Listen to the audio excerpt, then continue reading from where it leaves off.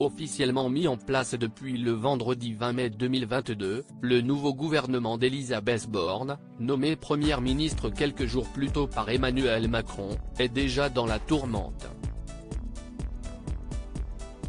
En effet, Mediapart a révélé samedi 21 mai 2022 que le nouveau ministre des Solidarités, de l'Autonomie et des Personnes handicapées, Damien Abad, était accusé de viol par 2 femmes.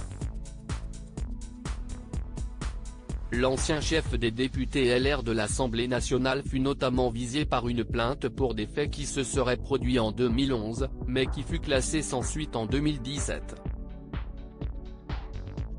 Des accusations que le principal intéressé conteste formellement. De son côté, Elisabeth Borne a réagi aux révélations concernant Damien Abad. Bien évidemment, je n'étais pas au courant, avait-elle ainsi déclaré durant un déplacement dans le Calvados. Je n'ai pas plus d'éléments que le fait que l'affaire a été classée sans suite. Je vais être très clair, sur tous ces sujets de harcèlement, d'agression sexuelle, il ne peut y avoir aucune impunité, a-t-elle ajouté, tout en affirmant avoir découvert les accusations visant Damien Abad dans l'article de Mediapart.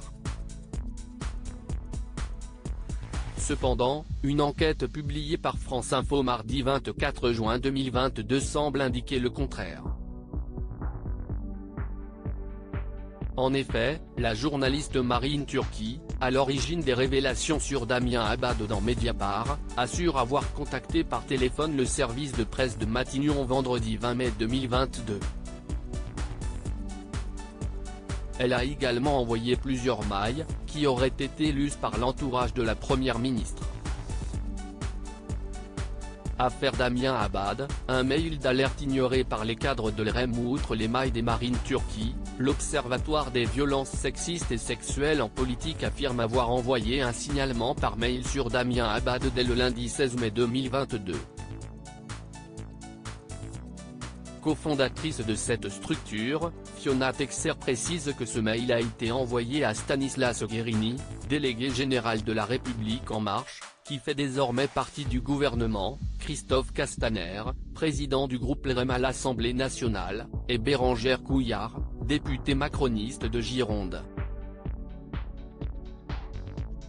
De son côté, le secrétaire général du parti, Aurélien Pradier, fut aussi contacté. Toutefois, le mail de l'Observatoire des violences sexistes et sexuelles en politique concernant le cas Damien Abad est passé totalement inaperçu. Au final, Christophe Castaner a découvert l'affaire grâce aux questions que Mediapart lui a posées vendredi 20 mai 2022, et en a immédiatement informé le procureur.